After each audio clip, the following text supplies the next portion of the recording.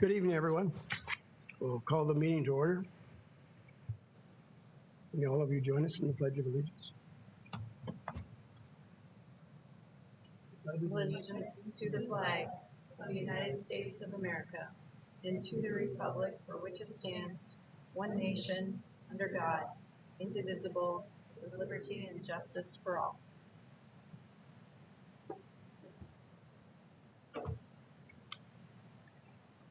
Okay, we got that done.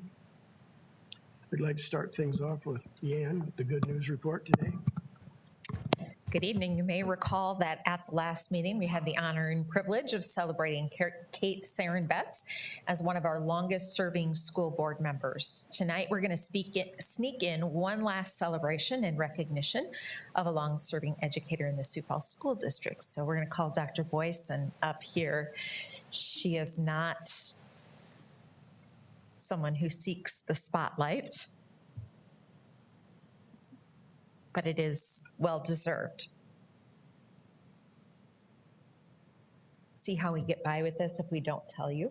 I know, you're very sneaky. We wanted to recognize you tonight. This is the last board meeting that you are required to attend. Look at her smile. Isn't that smile huge? Right. Dr. Boyson retires at the end of this month, 1 week from today, actually, with 31 years of service. In that time, Dr. Boyson has served as an elementary teacher, assistant principal, and for the last several years as assistant superintendent. She has touched countless lives throughout her years. Students, parents, fellow teachers, administrators, and others, always putting children first and striving for educational excellence. She has provided exceptional instructional leadership. She's kept us on track with a number of initiatives and curriculum adoptions through the years, led our schools through countless changes. She was a steady hand during COVID and all kinds of other important work throughout her time, leaving really a selfless, steady, and always guiding handprint on the Sioux Falls School District. We will, of course, miss your dedication, your friendship, and your love of serving students and staff, but we know the love of the lake is calling you. and her bike, right, that's what's calling her. And now what I would say, in a failed attempt at something here, I went in search of a photo from an earlier time of her serving in the Sioux Falls School District. I figured going back 20 years might produce something for us to giggle about or laugh about. This is the steady, not only the steady hand, but the steady look. This gal has not changed. And that picture is from 20 years ago. Glad I didn't wear that jacket tonight. So apparently the joke is on me and all of us, really. The school photo looking from 20 years ago, looking very much like you look today. So Dr. Teresa Boyson is truly a timeless educator and someone who has always stood by students, staff, and parents. So congratulations to you.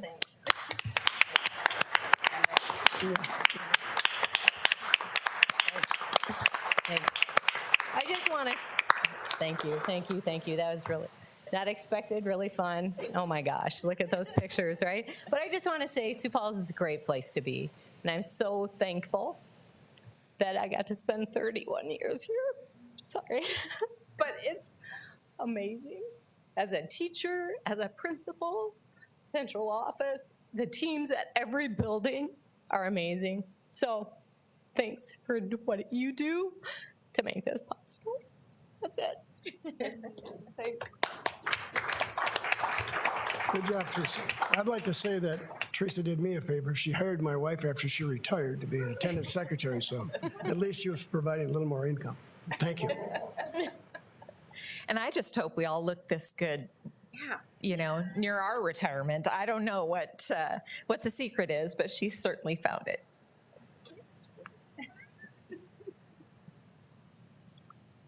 Next, we have the approval of the minutes for the meeting held on June 10th, 2024. Are there any changes?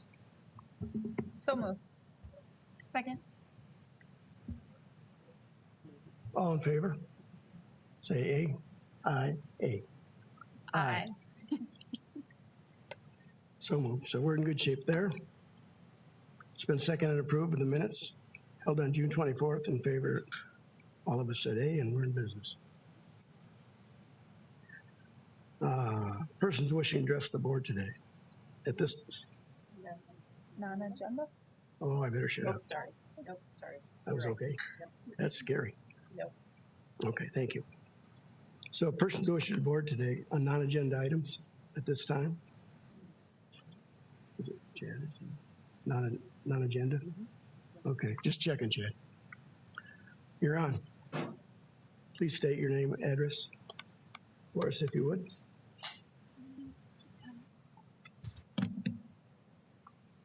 Good evening. My name is Chad Bishop, and I live at 7405 South Valencia Drive here in Sioux Falls. I'd like to take this opportunity to once again request that you make George Orwell's 1984 and Animal Farm required reading across the district for all juniors and seniors. Growing up, I attended C.C. Lee Elementary on the north side of Aberdeen, where Joanne Kakalis, our librarian, made a profound impact on my early years. She had an incredible ability to connect with students, and I spent countless hours with her in the library. Walking through C.C. Lee in my mind, I can still visualize it vividly. At the entrance was Mrs. Topol's desk, then Mr. Alm's office was right behind it. To the left was the music room, gymnasium, and art room. Straight ahead was the kindergarten. Moving clockwise from there, you had the lower pod, middle pod, upper pod, all leading back to the entrance, and in the middle of it, all was the library. When I finished my classwork, I was often sent to the library, mainly so I couldn't distract other students. That open floor plan, as implied by the word pod, could prove challenging for classroom control. There, Mrs. Kokalis would help me select books that sparked my curiosity and imagination. Board Member Murin, I believe you serve as our representative to the Associated School Boards of South Dakota, and I'm sure you know Dwayne Alm, who was the principal at C.C. Lee during my time there. Dwayne was a remarkable principal and a wonderful man. He had the patience of Job, and I would know as I spent too much time in his office due to my occasional mischief, like the time I put a tack on teacher's chair, literally, who said kids aren't influenced by what they listen, read, or write, or watch. From the get-go, Mrs. Kokalis was keen on selecting books that aligned with my interests, from Caldecott Winters to stories about horses, which I love to draw. Mrs. Kokalis soon saw this, and pretty soon it was Walter Farley and the Black Stallion series. The library and the books there were a sanctuary for me. As I grew older, my reading interest expanded. I went through a phase of intense interest in mythology. Greek, Roman, Egyptian, Norse, covered it all. Mrs. Kokalis expertly curated the library's collection, ensuring that I had access to a broad range of topics, some with my parents' approval. She practiced the time-honored tradition of holding inappropriate materials behind her counter.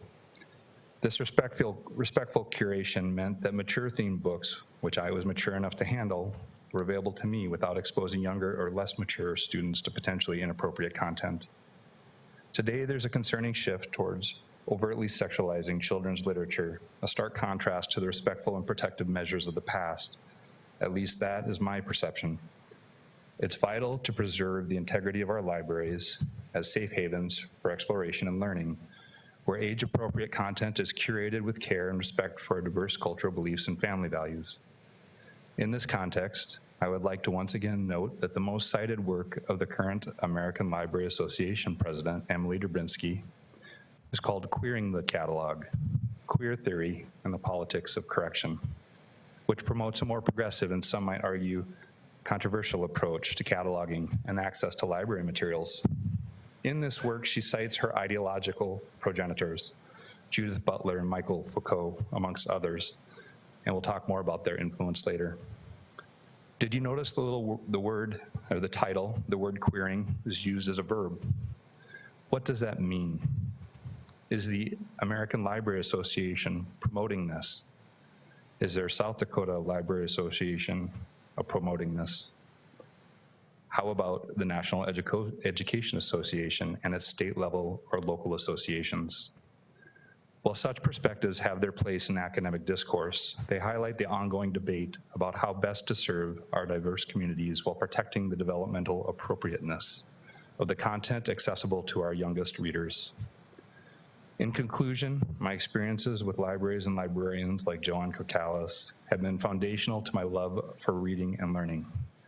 I urge the board to continue supporting our libraries and ensuring they remain places where young minds can explore freely and safely. Thank you for your time. Thank you. Next, we'll hear from persons wishing to address the board on agenda items. If you would like to do it, come forward. We don't have anybody. Okay, we'll move on. Approval of agenda. May I have a motion to approve the agenda as presented? So moved. Second. We had a motion and a second. All in favor, say aye. Aye. Aye. It's been moved and seconded, and it has been approved. Are there any conflicts of interest to declare at this time? Seeing none, we'll move on to the approval of the consent agenda.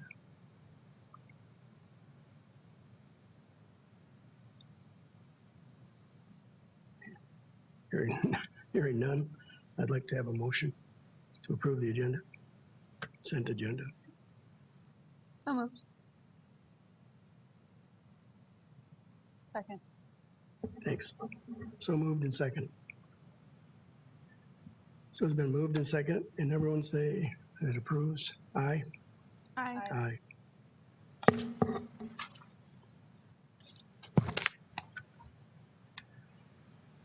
All right, so there are no items on the supplemental consent. Is that correct? No conflicts, okay. So,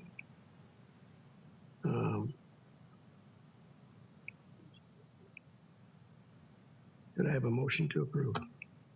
I'd move to approve item 10, supplemental consent agenda A, items A through items B. I'll second. It's been moved and second. All in favor, say aye. Aye. Aye. On to the superintendent's report. Yes. Tonight we have an English language proficiency report and program update, and I just want to differentiate just a little bit. We recently have also been talking about our language immersion programs. This is different, and so we have both language immersion, where students are actively learning a second language, and we have students who are also learning a second language, and that are typically students that come without English being a proficient language. And so we have specific supports in place for those students, and so that's what Sarah will be updating us on. So I'll turn it over to you. Thank you. All right, just a little background and to go off of what Dr. Stabum has already said. We actually have some guidelines from the state of South Dakota and from the federal government about how we serve our English learner students. So just a little bit of background on that.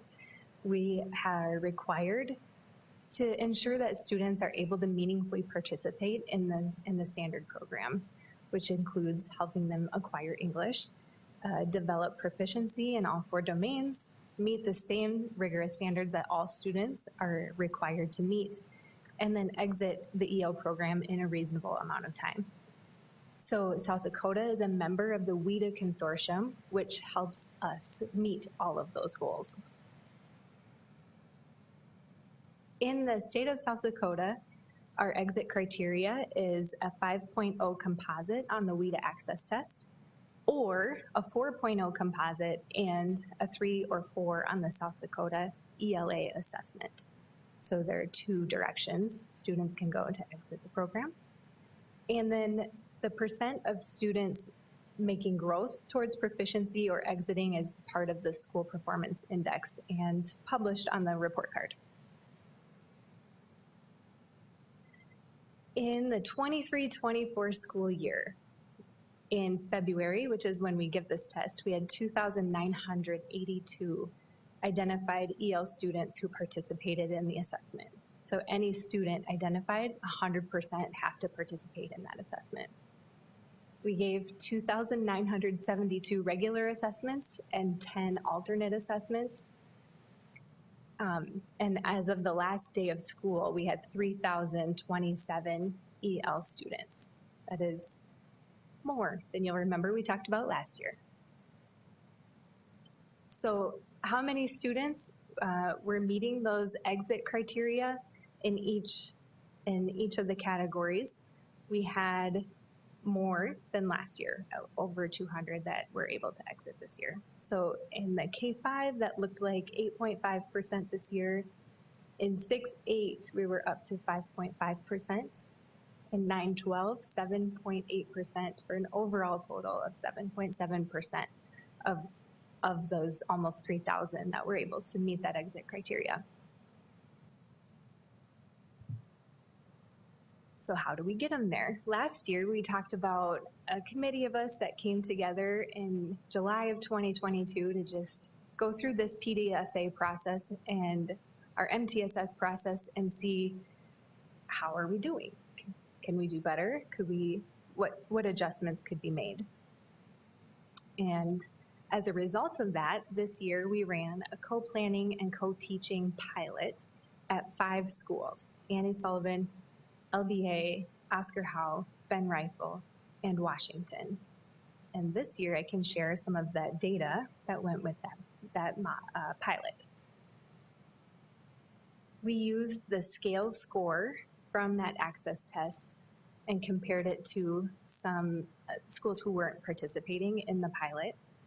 At LBA and Oscar Howe, we did see statistically significant growth on those scale scores in the co-taught classes over those who weren't in the co-taught classes.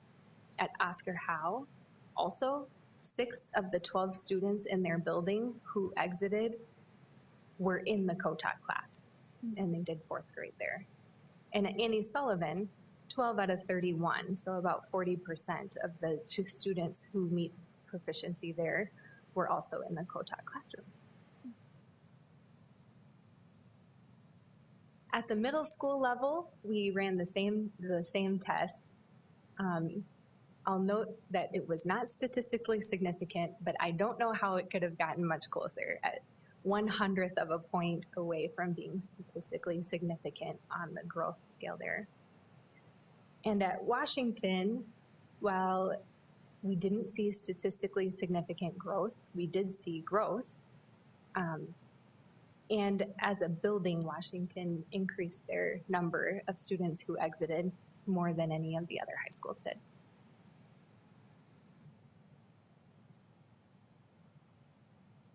We looked at numbers, but we also talked to people, both teachers and administrators. When you try something new, there's maybe some trepidation when you start.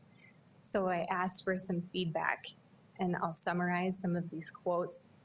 Teachers said, "I was nervous to start, but having someone, another professional to just brainstorm with and plan with, who came with this perspective of our multilingual students, was such a benefit." They talked about being able to apply the SIOP strategies that they had learned because they're planning with them all the time. And our administrators noted seeing those strategies in action.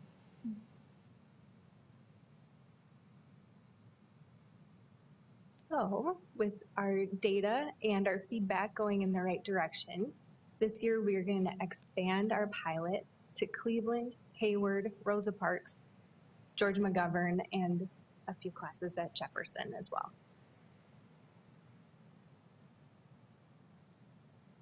One other little adjustment in the program is concerning EIC. We saw more students than I think we've ever seen come through at EIC. And something we've talked about is which students benefit most from which program types, because not everything works for everybody all the time. And especially with kindergarten, they're not behind in their schooling trajectory yet. So our recommendation for next year is for our kindergarten students who are new to the country to start at their EL center-based site, so they won't have that transition to yet another school when their year at EIC comes up. And then we've revamped our intake interview form as well. So we get some better information from families and students on what their previous schooling was, how long they went to school, what kind of interrupted schooling they had, if any. And that will help us give them the best options for their students as well.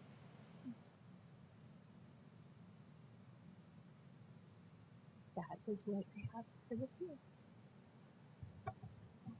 Questions or comments?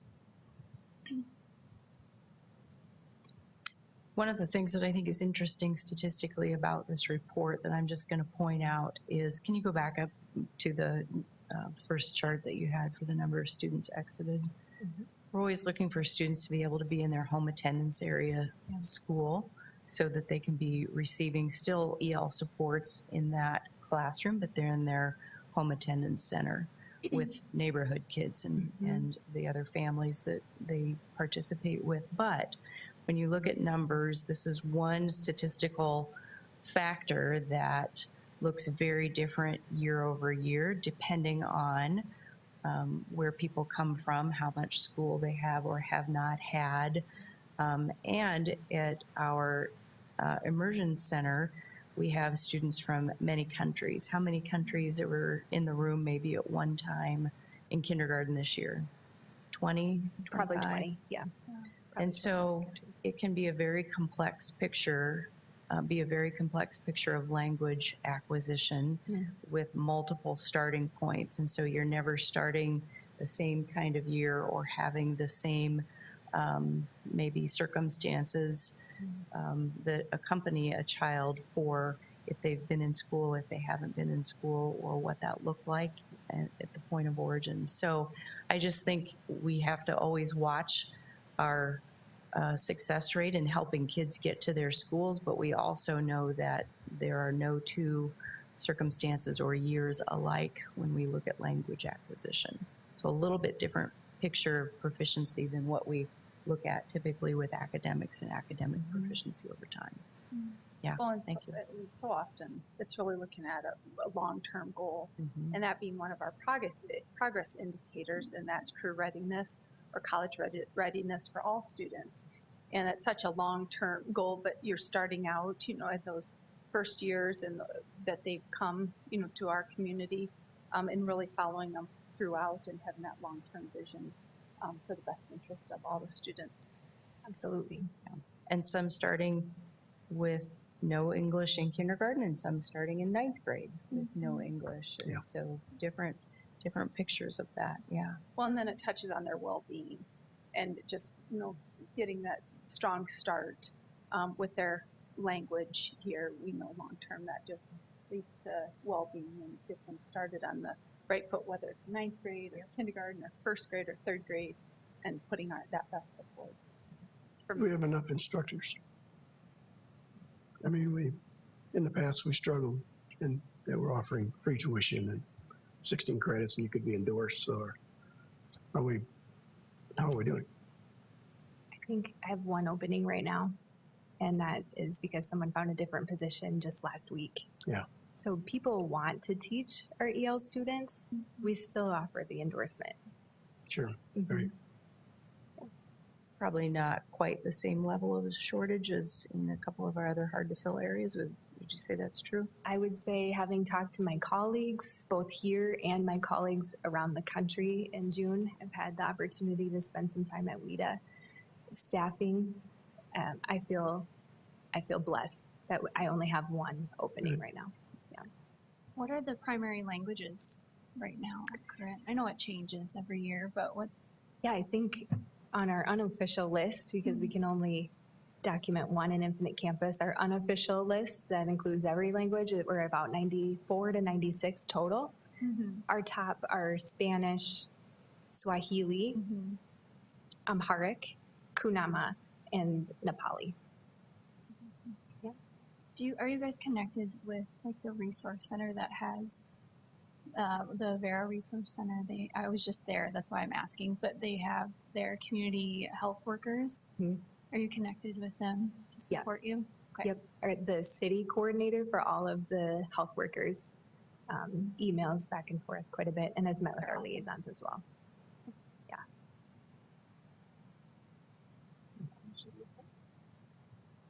I would move to approve the report.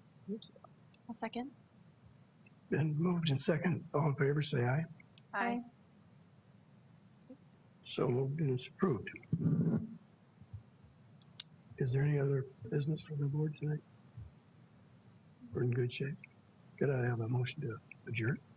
So moved. Second. Moved and second. All in favor, say. Aye. Thanks for coming. We're gonna get better in the summer here. It's gonna stop raining. Someone help me with that. For today.